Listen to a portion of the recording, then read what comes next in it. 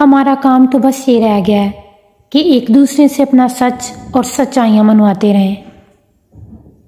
ہماری روحیں اس بات کا ماتم کرتی رہیں گی کہ تم اپنے زندہ ہونے کا ثبوت نہ دے سکے۔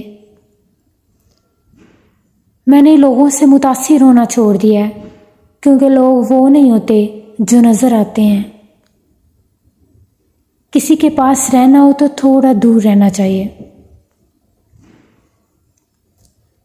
جو تمہیں سیدھا راستہ دکھانے کی قسم کھاتا ہے وہ تمہیں بری طرح پٹکانا چاہتا ہے۔ آؤ کہ اختلاف رائے پر اتفاق کر لیں۔ کس کے پاس اتنا وقت ہے کہ بحث کرے اور ثابت کرے کہ کچھ لوگوں کا وجود زمین پر بوجھ کے سوا اور کچھ نہیں ہے۔ اگر میں اپنے جھوٹ کے ساتھ خوش ہوں تو پھر تم میرے اوپر اپنا سچ مسلط کرنے والے کون ہوتے ہو؟ ہماری روحیں اس بات کا ماتم کرتی رہیں گی کہ تم اپنے زندہ ہونے کا ثبوت نہ دے سکے۔ سب کچھ سیکھ لیا پر زندگی گزارنا نہ سیکھا گیا۔ ہمارے اندر اتنا سوکھا پن پایا جاتا ہے کہ آنسو تک مہنگے ہو گئے ہیں۔ کیا ہمارے دکھوں میں سب سے بڑا دکھ یہ نہیں ہے کہ ہم گزر رہے ہیں، گزرتے جا رہے ہیں اور گزر چکے ہیں؟ بروں کو برا کہنا بھی بڑی نیکی ہے۔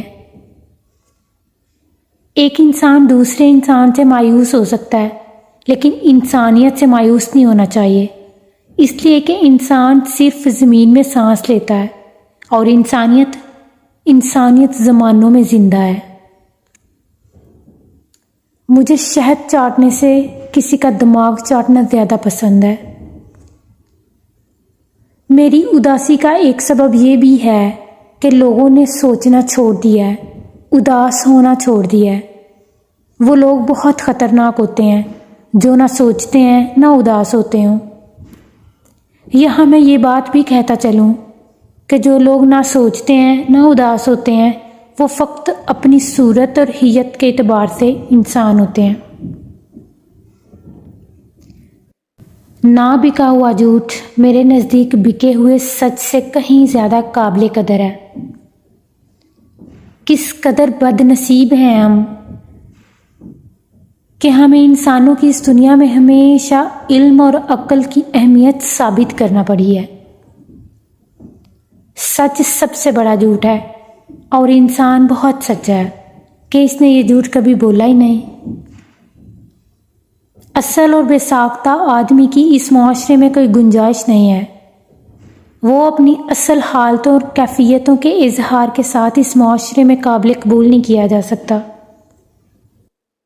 وہ سماج ہی کیوں باقی رہے جس میں ایک شخص دوسرے کی لاش پر سے گزر کے آگے بڑھتا ہے۔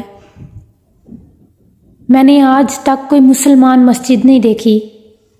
نماز پڑھنے والے کا مسلک ہی نہیں، ہر مسجد کا اپنا ایک مسلک ہوتا ہے۔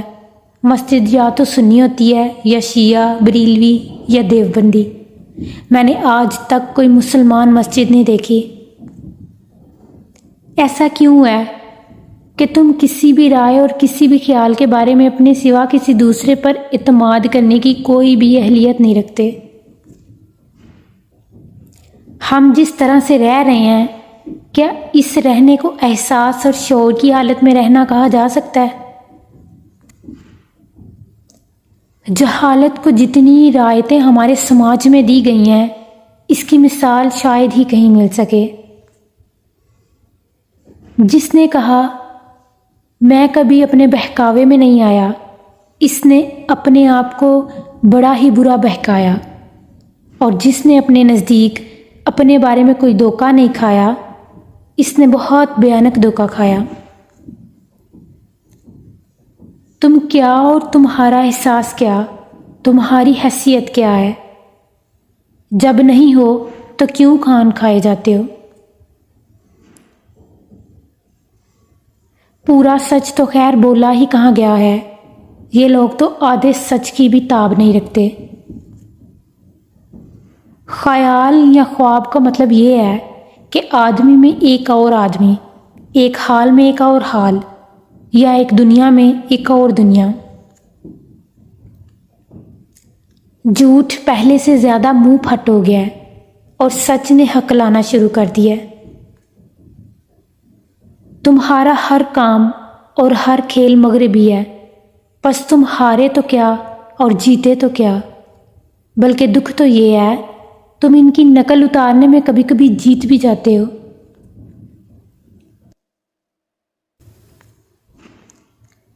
قومیں اپنے اپنے راستوں پر دور تک آگے بڑھ چکی ہیں، اور ہم ہیں کہ وقت کے ٹیلوں پر کھڑے یہ دعا کر رہے ہیں کہ یا تو تہذیب و تمدن کے یہ بڑھتے ہوئے قافلے راستے میں کہیں لٹ جائیں یا پھر پیچھے لوٹ آئیں۔ میں گمان کرتا ہوں کہ انسان کی بناوٹ ہی میں کوئی ایسا فطور ہے کہ اگر وہ پورا سچ بولنا بھی چاہے تو نہ بول سکے۔ تاریخ کے حساس انسانوں نے اپنی زندگی کا زیادہ تر حصہ اداس رہ کر گزارا ہے۔ زندگی میں خوش رہنے کے لیے بہت زیادہ ہمت نہیں بلکہ بہت بے بسی چاہیے۔ پاکستان کے متولی خاندان، سرداروں، جاگیرداروں، گزشتہ حکمرانوں میں کوئی بھی ایسا نہیں ہے جس نے پاکستان کی جڑیں نہ کھودی ہوں۔ یہ تو تاریخ کا حیران کن واقعہ ہے کہ پاکستان آج بھی قائم ہے۔ وہ باتیں کب تک سنتے جاؤ گے جو آج وقت تمہیں پسند آ رہی ہیں؟ وہ باتیں کب کہنے دو گے جو کل تمہارے بھی کام آئیں گی؟ یقین جانو کہ تمہارے حق میں سب سے زیادہ مفید بات وہ ہے جس سے تمہاری سماعت میں زہر گھل جائے۔ کبھی وہ باتیں بھی سننا چاہو جو گراں گزریں، کیا معلوم کہ راستی اس ہی لہجے کا رس ہو جو تمہیں کڑوا لگتا ہے۔